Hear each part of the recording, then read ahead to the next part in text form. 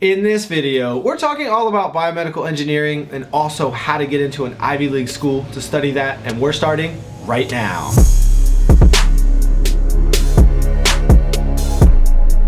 Hey 1% Nation, I'm Jake Voorhees and welcome back to the 1% Engineer Show, where we empower young engineers to rise to the top 1% of their career. So if this is you, then make sure you hit the bell and subscribe. Check out the links in the description below for access to the Discord server, the 1% Engineer Kit, and the IG page. See those below. Who wants to be a biomedical engineer? Let us know why. Comment below. What type of videos do you want? Leave us a comment. This week's video is another interview facilitated by Serena Yambe, a board member here at 1% Engineer. Yes, we have a full team. And the featured guest this week is Sarah Kendall. Sarah is a biomedical engineer who has her degree, who first achieved her mathematics degree. A lot of people start off as math or physics or chemistry and then go into engineering. That's what Sarah did. And then she got her master's degree at Cornell, one of the 8 Ivy Leagues in biomedical engineering. She went on to then get an internship at NASA, where she fell in love with aerospace engineering, and now she's going back and getting another master's degree in aerospace engineering at Johns Hopkins, another fantastic school. So Sarah can offer a lot of insight about how to get into Cornell, how to get into Ivy League schools, how did she know that biomedical engineering was the right fit for her, and then how did she even more deeply know that it was a pivot using BME and then getting into aerospace. We're also going to talk about the future of biomedical engineering, the salaries involved, and everything like this. So I hope you enjoyed this interview facilitated by Serena Yambe, who's a mechanical engineer who went to Drexel. I really like Serena and everything that she's up to in her career. She used to be one of the leaders at the Society of Women Engineers group at Drexel, and that's how we met. She invited me to one of their events. So I'll pass it right over to Serena to introduce Sarah and this interview. Thanks a lot, guys. Hope you enjoy. So hi everybody. Today we have a guest star, Sarah Kendall. She's currently space safety engineer at KBR, and she's gonna talk about her experiences literally from college through now. Hi, my name is Sarah Kendall. I work at KBR Government Solutions in Houston, Texas. I am a flight safety and reliability engineer. Do you want me to go into more depth than that?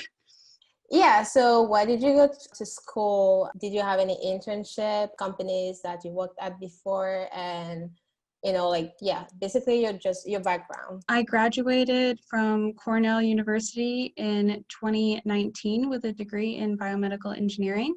Prior to that, I was convinced I was going to be a biomedical engineer, obviously before going to school.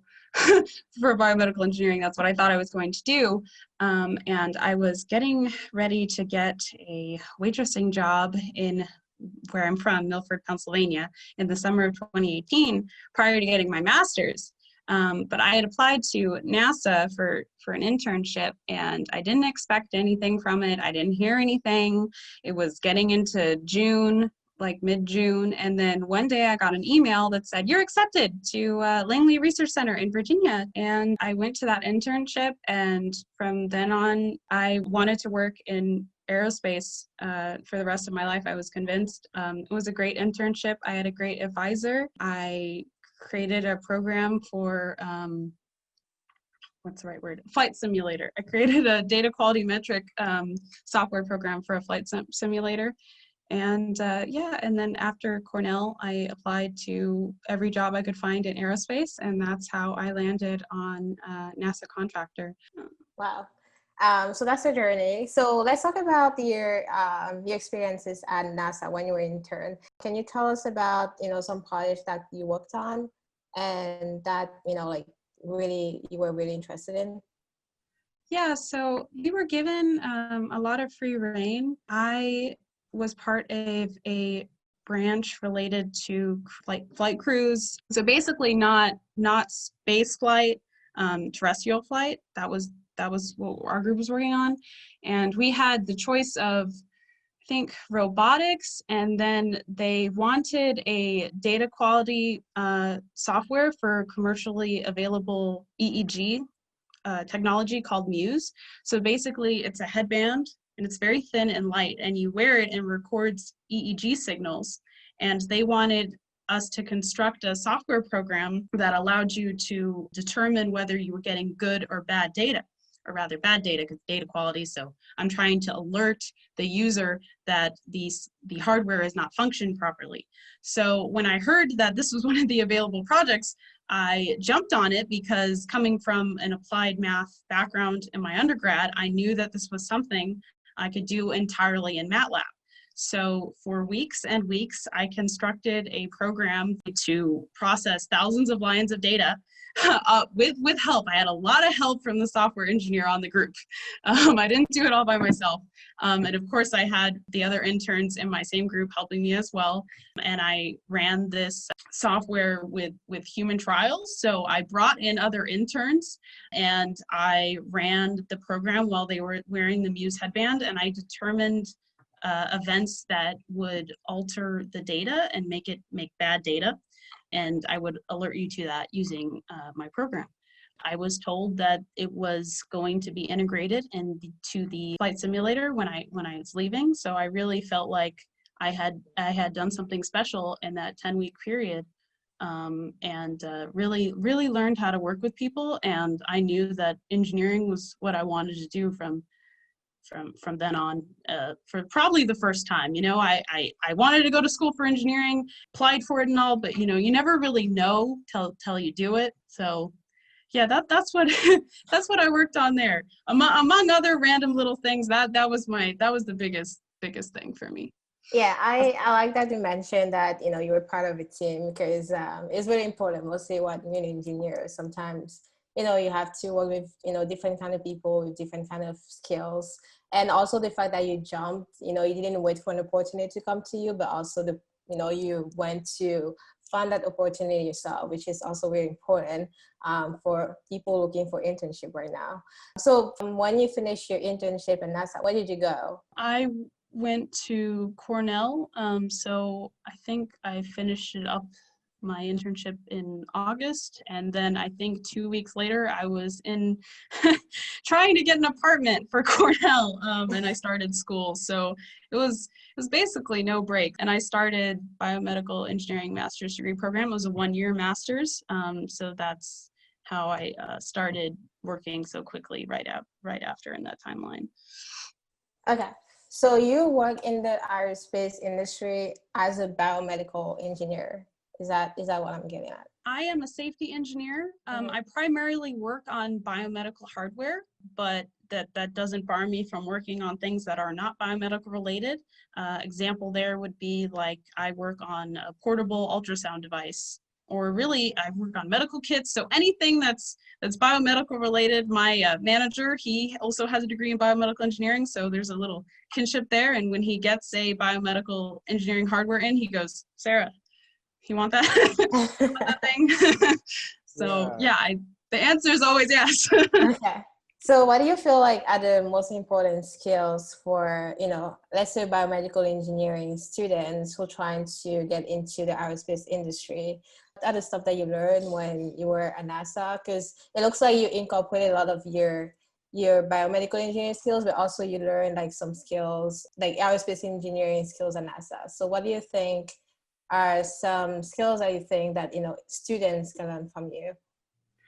I think one of the most important skills is probably willingness to ask for help and interface with other engineering disciplines. You know, I could be set on biomedical engineering, but in order to be a biomedical engineer, you need the electrical engineering, you need the mechanical engineering.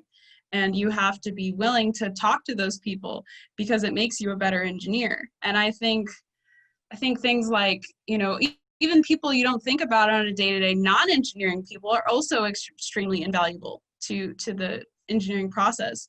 I think the example I always think of is, just go back to my internship, you know, my first real experience of my own project working with other people. If I hadn't have spoken to the communications intern to make my experiment public, it would have never worked. I would have never had a successful software program without them. You know, if I hadn't talked to the software engineer to help integrate my software program, it would have never worked. And I could go on and list more, you know. And then now up the stakes at work, I have to speak to all types of engineers in order to get things, or hardware, sorry, rather hardware, successfully through this NASA safety process. It would be impossible without them. And you have to, let go of your pride and admit you don't know something, even if it's, difficult. And you might think that people will chastise you for it. It's just, you have to do it, So that's, yeah, willingness to ask for help and interface. I love that. I really love that. How did you, I know we didn't mention that before, but going from your internship at NASA to Cornell, you didn't go to top school, but a lot of people are asking, how do I apply to an Ivy League school? Is it really difficult? So what do you think will help those students, who want to apply to an Ivy League school like Cornell, get a master's degree or even a PhD? I don't know. So my undergraduate degree by no means was extremely impressive. The school I went to was East Stroudsburg University, which is just a state school in Pennsylvania. I majored in applied math. So there's things that you can do to make yourself more appealing to an Ivy League. And number one is good grades. And I heard it a lot in college, CSET degrees and oh, I'm still learning though, things like that. It's not like that to an Ivy League, because they have very limited factors to evaluate how you are as a person and as a student. And maybe that's a flaw in the system, but that's the way that it is. So that's one of the biggest factors they look at. So get good grades in your undergrad. You don't need a fancy undergrad to go to an Ivy League for your master's. Or, you could also, on the flip side, if you want to do it for your undergrad, community college first, and then going to an Ivy League. Or you can start with Ivy League. There's a lot of options if your goals are Ivy League. So, okay, number one, grades. You can start this in high school, and if not earlier, getting good grades. And then it's just really like diversifying yourself. So find what you're good at. My tagline was academics at school. And then after that, I was interested in programming. So I did Girls Who Code, and I genuinely loved volunteering with young girls to do coding. Find what you love. And, granted, it looks really good, and they want to know that about you. You're diversifying yourself. You're not only interested in furthering yourself, you're interested in furthering others. And that makes, your resume or your application a lot more attractive. And then, so volunteering, clubs help a lot too, but clubs that further your interests. If you say, I want to work in aerospace, I should be able to look at your resume and say, wow, they really like aerospace. They volunteered in aerospace programs. And that's the way I'd put that. And then, lastly, internships, and if you say, oh, I need a job instead, then, really look into paid internships. And those are competitive, but if you work on getting your resume to a certain point now, as early as you can, and then applying to those things, you have a lot better chance. And those things are really attractive to getting into an Ivy League. I had the Girls Who Code, and then my NASA internship back that, I want to do aerospace, and you can kind of see where my interests are and what I like to do from what I do in my free time. So yeah, not that I'm the blueprint for everyone, but that's my advice for getting to Ivy League, or really anything. Ivy League, any school, any program you wanted to do, any internship, diversify and volunteer. So one of the biggest things that we help people with is, how do you know what type of engineering you want to do? So Sarah, along this journey, how did you know that you wanted to switch from gradually biomedical over to aerospace? How did you know? Do you want me to start off of how I chose biomedical, or? In your journey to get into Cornell, you did a lot of things that helped you figure out that this is what you love down the road. What are the core tips? You just gave us the playbook to get into Cornell. What's the playbook to knowing the right engineering choice for you? I think I kind of wary of answering that because I've been asked this before, especially from like people that I mentored in college, and I think that there's a little bit too much focus on finding the perfect fit. When I started, I honestly, all I knew is that I was good at math and science, and I was a little bit interested in medicine. So, you know, someone suggested, wow, biomedical engineering is really getting popular. Why don't you jump on the train? And I was like, wow, you know, I'm really good at math and science, might as well. And turns out I liked it. You know, how do you know if you don't do it? And then sometimes, you know, like what happened in my case is that I went to that NASA internship and I thought, I really like biomedical engineering. I love it. But, you know, how do I incorporate space in there? You know, there's got to be a way that I can do that. And, you know, I think KBR really allowed me to do that. So I work for a NASA contractor. I'm a safety engineer, but I work primarily on biomedical hardware. So it doesn't have to be exactly what I thought I was doing. I thought I wanted to be a biomedical engineer for NASA. You know, that's what I thought was going to happen. But, you know, it didn't. Those jobs are a lot fewer than other types of engineering, aerospace engineer, systems engineer, safety engineer. Those are a lot easier to get into in the aerospace industry. So I feel like, you know, you just have to try it. And there's no, you know, there's no problem with changing your plan. I think doing internships are probably the best gateway into finding out if you like something. And there's really no harm there. It's the summer, you know, if it's paid, that's doubly great. If it's not, the only thing you're spending is your time, but you will know. I think you will really know. And the only thing that's going to change is your management. And that's, you know, that's a whole different problem. But if we're just focusing on engineering,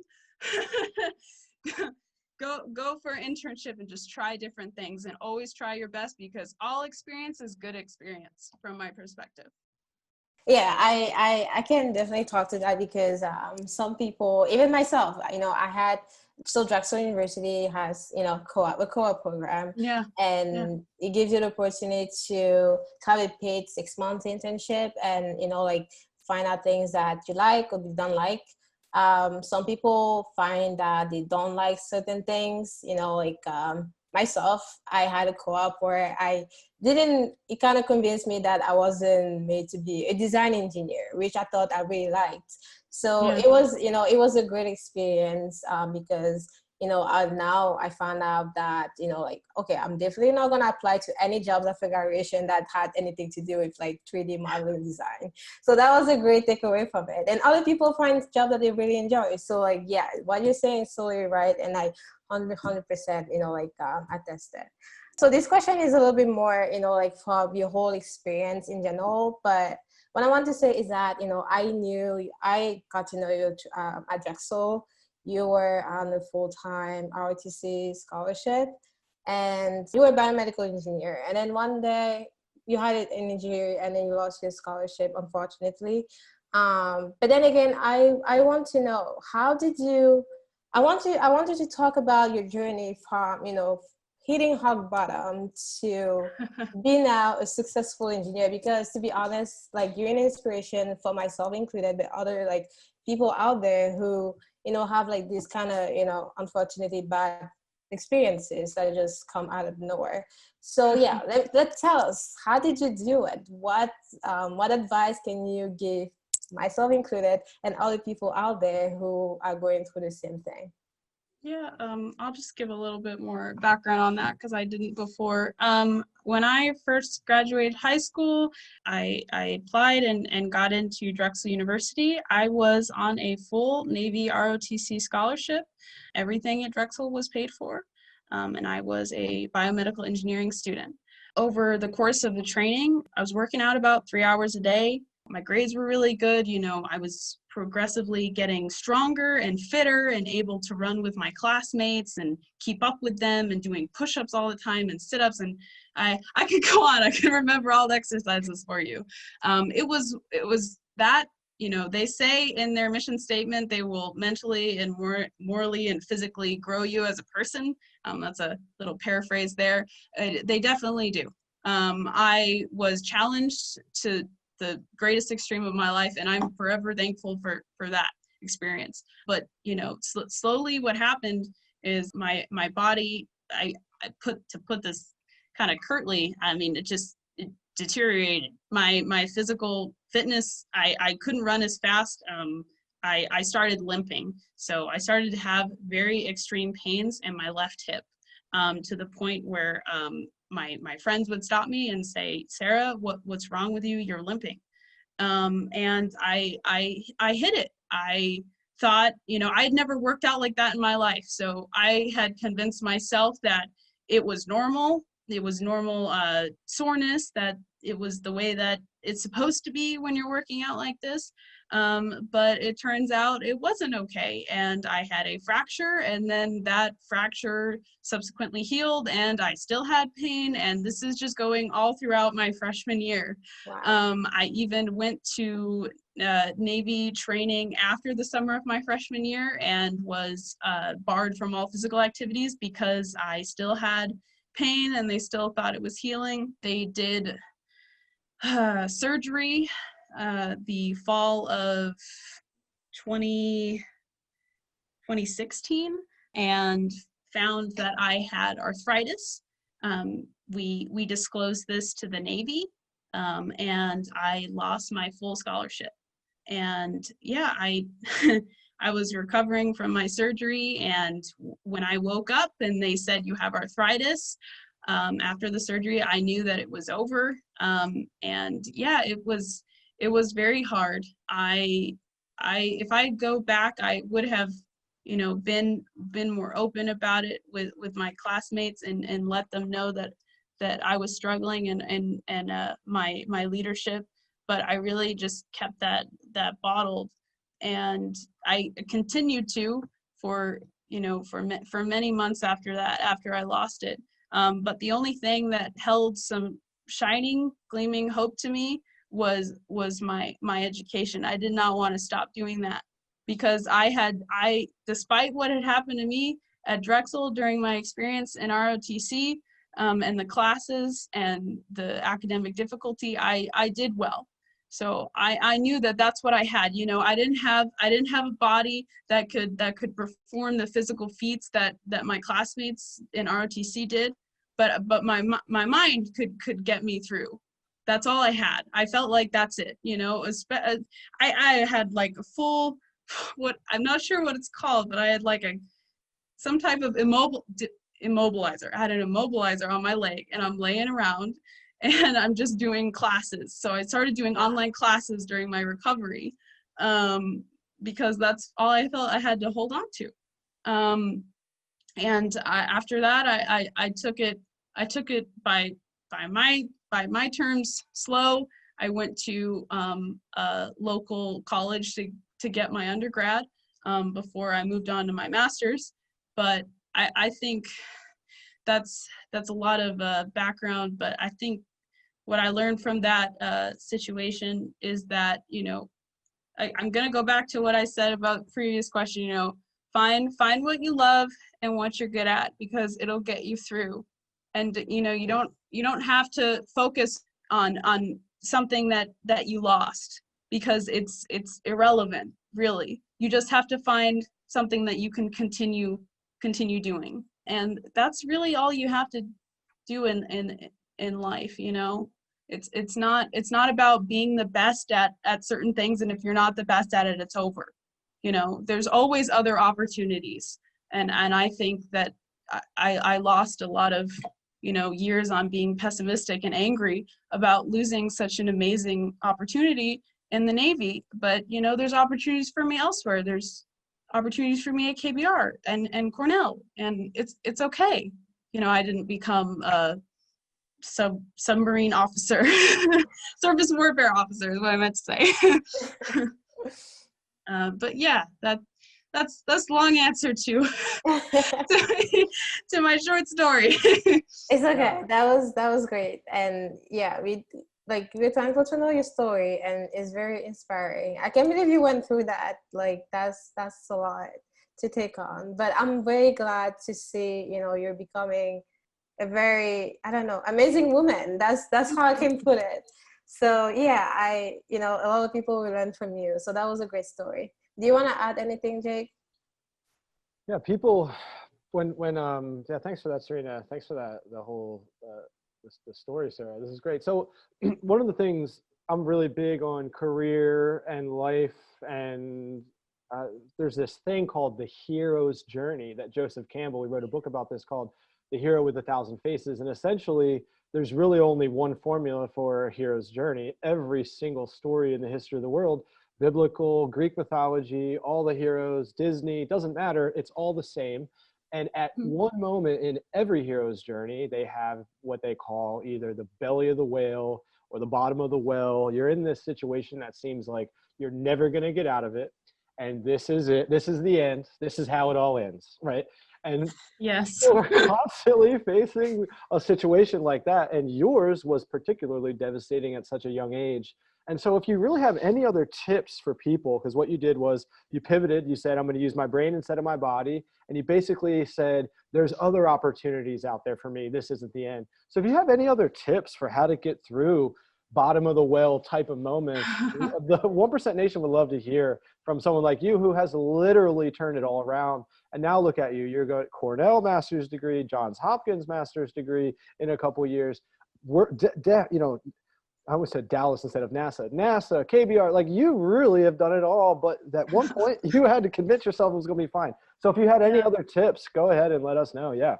I think definitely find people that support you. For me, it was my family, my wonderful mother and my father, very, very educated, wonderful, smart people. My dad's a helicopter pilot, and my mom's a nurse. And I relied on them completely after my surgery because I realized that, those are the only people that really could help me through the situation. So find those people. And, you may think that relationships that you have with certain people aren't going to be helpful, but, always hold on to that. If someone has a kind, honest heart, you should keep in contact with them because they can help you in times like that. You never know. And for me, that type of person was my parents, and then I also reconnected with my high school teacher because I moved back home,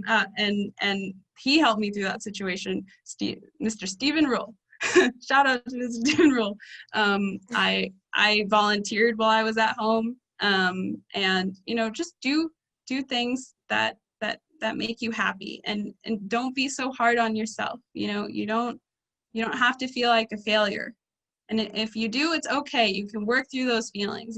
I think that's what I struggled with the most. And I think everyone struggles with self-doubt to an extent, but sometimes, their situations make it worse. So yeah, find people who will help you through the situation. You don't have to be alone, and you don't have to be the best. Sarah, I love that. All right, so I think we're hitting the end of the interview right here, but I do have a final, this is a bonus question. I do that all the time. It probably has really nothing to do with engineering, but I would like to know, you're gonna get your master's in space systems engineering at Cornell, and what do you think you're gonna do, after that? Right now you're still working at KBR, and maybe you're gonna be a space system engineer, but what's your plan for the next 5 years? Where do you see yourself? I'm definitely going to stay on my role while I finish off my space systems engineering degree from Johns Hopkins University. But possibly in the future, I'm considering maybe switching over to NASA. But it's difficult for me to tell right now because I feel like my interests are so broad, and I learn something new at work every day. I never get bored. There's always a new challenge. There's always new pieces of hardware coming through. But for right now, I'm really happy where I am. But if down the road and years from now, NASA wants want someone to come on board as a biomedical engineer or a systems engineer, I would definitely be interested. Definitely. All right, so that's all I have here. Jake, do you have anything else to add?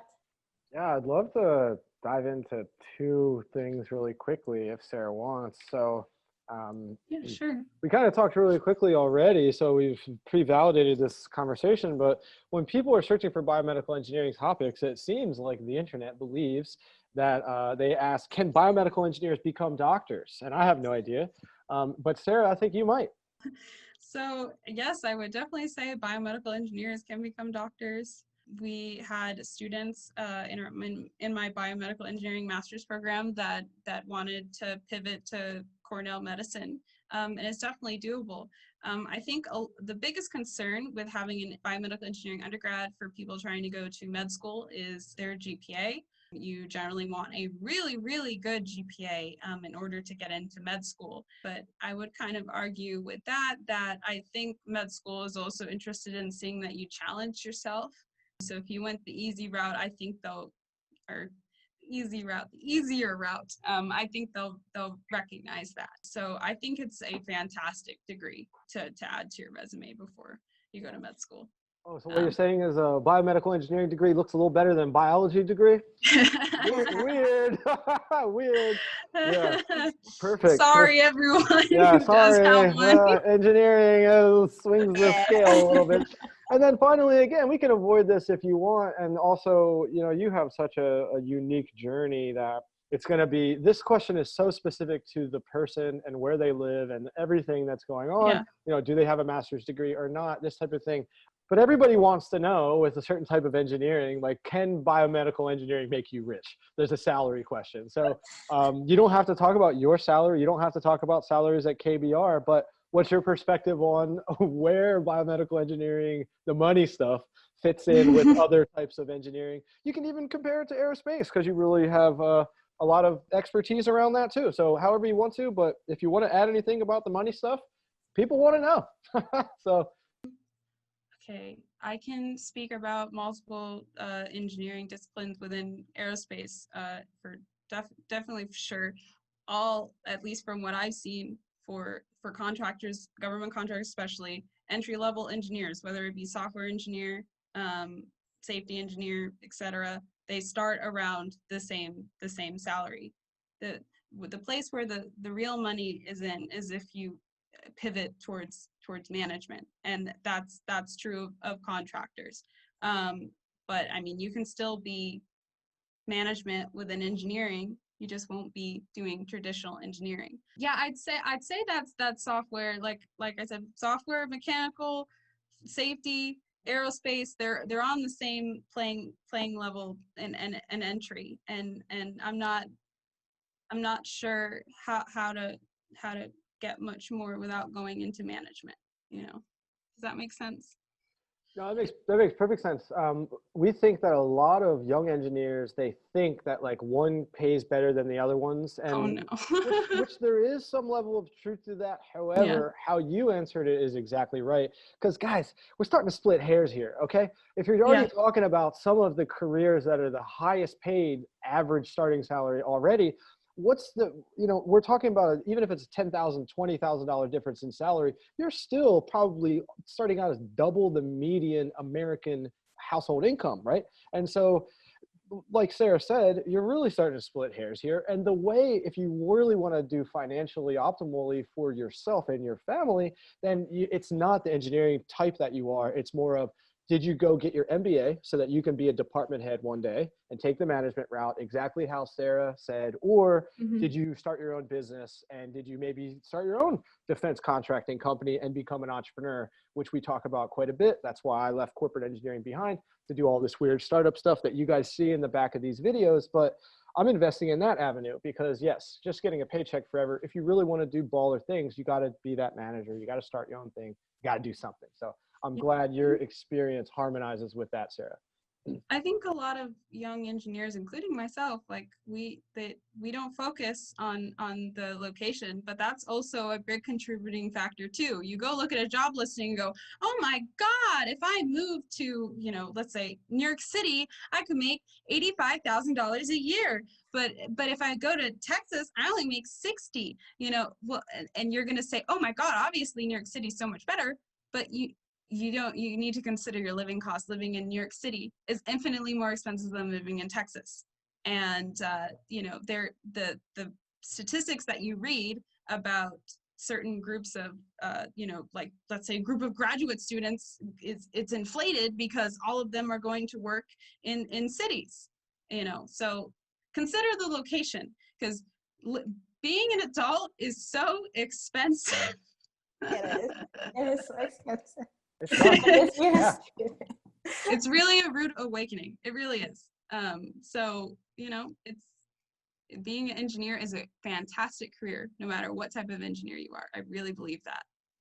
And I'm really glad, yeah, thanks for all that. I'm really glad you just said what you said, because even look at what's happened in the last month or two, guys. During COVID, two massive influencers in the entrepreneurship space, Elon Musk and Joe Rogan, have both announced that they're moving out, leaving LA, and they're going to Texas. So like they're leaving because the same situation that you talked about. Yeah, it's great. You're making $85,000 in Silicon Valley. I was always impressed by my buddy who got that starting salary, chemical engineering, coming out of Wisconsin, 22 years old, 85 grand. And then I looked at the real estate in San Francisco. I'm like, oh, you're not making any money, bro. So, basically. Yeah, it's a funny thing. So yeah, I don't have a whole lot else. This was really good, Sarah. Serena, I'll kick it back over to you for closing remarks. Awesome. Well, thank you so much, Sarah, for taking the time to be in our 1% Engineering Show interviews. We really enjoyed, getting to know you, your experiences. And yeah, I think everybody will like it, and hopefully we'll see you back again sometime. Yeah, thanks for having me. I'd love to see the finished product. Yeah, absolutely. Should be fun. Final thing is, if you want to have a call to action to the community, there's the potential that several thousand people could see this. We've had interviews that now are like 35, 40,000 views. So if there's anything that you would want to plug for 1% Nation to either connect with you on LinkedIn, if you care about that, follow you on social media, if you care about that, you certainly have an opportunity to say, hey, here's how you can keep in touch with me. If you don't want anything, then that's okay too. But that's the one thing I would say, you have an opportunity to do a call to action for yourself if you want. Connect with me on LinkedIn or email me if you have any questions. I don't know how often people use that route, but I mean, I always open to anyone who has questions. I love helping young people who are interested in pursuing engineering, especially women. Great. Well, you heard it here first, guys. You will probably, if you say that during the interview, you'll get emails for sure. Trust me, you will. I get emails every day. So yeah, that's great. Thanks so much, Sarah, Serena. This is awesome. Do you have anything else to close with? I feel like the final person closing should be you, Serena. Like, I don't want to be like, hey, bye. Well, I just closed it. But again, thank you. Thank you guys so much. And yeah, I'll see you again. Hopefully this, in the long run will be like a mentorship thing that I'll set up. But that's kind of the end goal of this. So I'll definitely see you again. Yeah, if there's any other thing that you want to work on, and if I'd love to be a part of it. Awesome.